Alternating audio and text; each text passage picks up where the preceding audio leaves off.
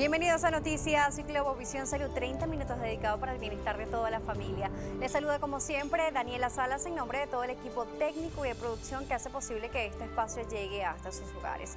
El día de hoy vamos a hablar sobre el síncope. ¿Sabe de qué se trata? Se lo mostramos en la siguiente nota. El síncope es la pérdida brusca y temporal de la conciencia. Su duración es breve y la recuperación se da de forma espontánea. Este episodio se produce por la disminución transitoria del flujo sanguíneo hacia el cerebro. Diversos especialistas indican que es importante no confundir la pérdida verdadera de la conciencia con otros problemas como el vértigo, la ansiedad o un mareo. La mayoría de los síncopes aparecen sin que exista una enfermedad asociada. La causa más frecuente de su aparición es la reacción vasovagal y solo en un bajo porcentaje es debido a problemas cardiovasculares o neurológicos.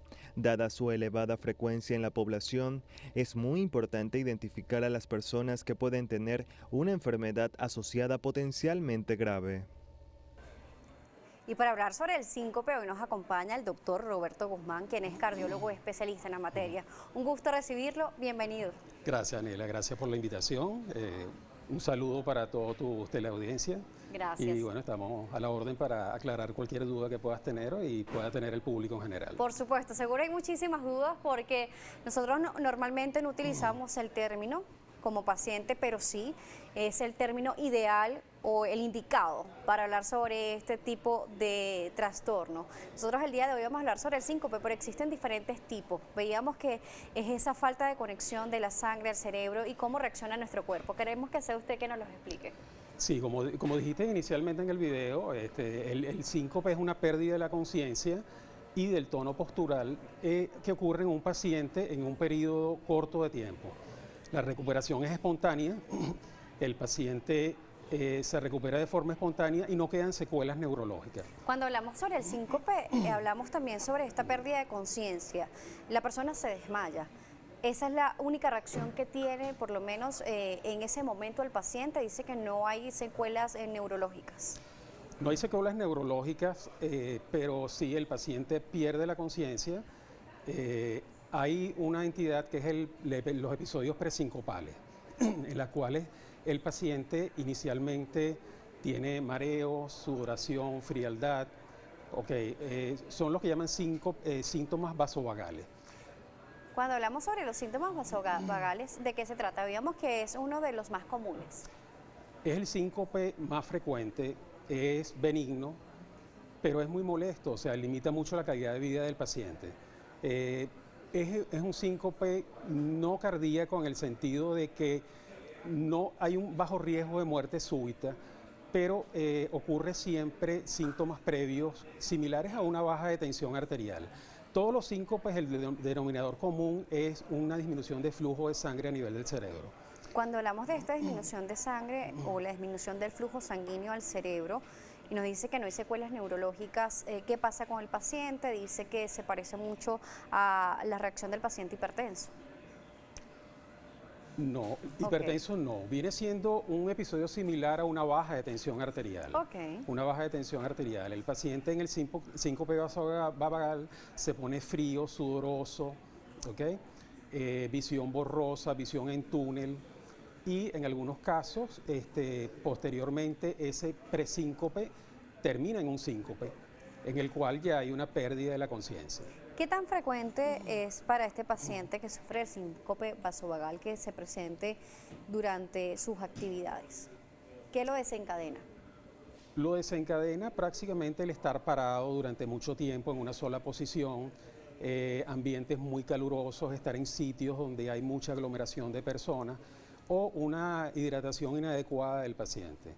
El nervio vago es un nervio que a nivel cardiovascular produce enlentecimiento de los latidos del corazón y eso contribuye a una baja brusca de la tensión arterial. Se enlentece el ritmo cardíaco, se dilatan los vasos sanguíneos, baja la tensión arterial, se compromete el flujo de sangre del cerebro y eso es lo que produce el episodio presincopal y posteriormente el síncope. ¿Qué tan común es? ¿Las personas lo toman como algo habitual o realmente se debe preocupar ante la presencia de él?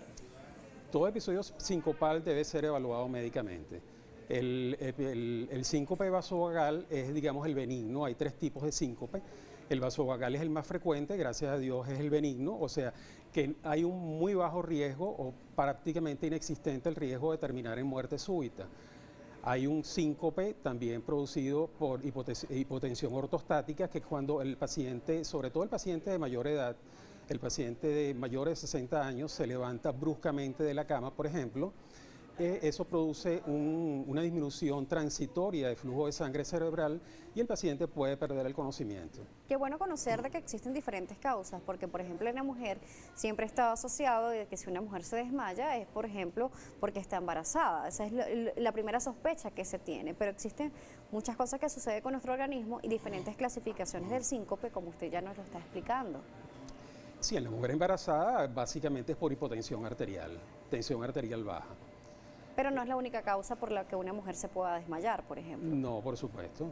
Hay causas cardíacas también que son las principales, las que hay que evaluar y descartar, son las menos frecuentes, pero son las únicas que se pueden solucionar, bien sea por procedimientos quirúrgicos o por dispositivos que se implantan. Las causas cardíacas, las arritmias cardíacas, bien sea taquicardia o bradicardia, que es el enlentecimiento del ritmo del corazón.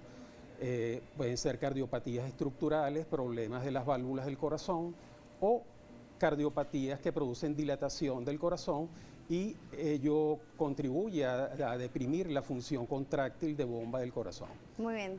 Doctor, vamos a hacer una pausa aquí en Noticias Globovisión Salud. Hoy estamos hablando sobre el síncope, estamos hablando sobre sus diferentes tipos.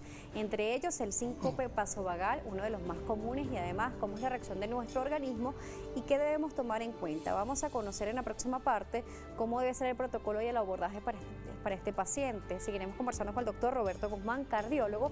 Recuerden nuestras redes, @salud_gb, @Daniela J. Salas, en este momento transmitiendo también en vivo a través de Instagram, así que puede participar con nosotros e interactuar. Si tiene dudas, lo puede hacer y con gusto se lo leeremos a nuestro invitado. A la pausa y regresamos.